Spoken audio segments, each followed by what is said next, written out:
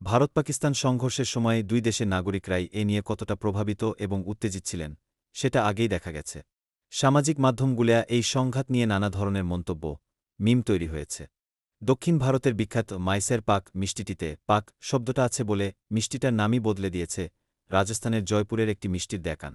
ওই মিষ্টির নতুন নাম তারা দিয়েছে মাইসের শ্রী। সামাজিক মাধ্যমে এ নিয়ে প্রচুর আলোচনা হচ্ছে। কেউ কেউতে আবার বলছেন মাইসের পাকের নাম বদলিয়ে মাইসের ভারত দেওয়া উচিত। এর আগে দক্ষিণ ভারতের শহর হায়দ্রাবাদ ভিত্তিক করাচি বেকারি নামের একটি বিখ্যাত বেকারি প্রতিষ্ঠানের নামে কেন পাকিস্তানের শহর করাচি রয়েছে, এই প্রশ্ন তুলে দেখানে ভাঙচুর চালায় একদল হিন্দুত্ববাদী।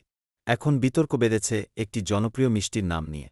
আবার আরেকটি মিষ্টি, যার নাম মেথিপাক, সেটিরও নাম বদল করে মেথিশ্রী রাখা হয়েছে বলে দাবি করছেন কেউ কেউ, যারা মিষ্টির নামে পাক শব্দটি আছে বলে প্রশ্ন তুলেছেন।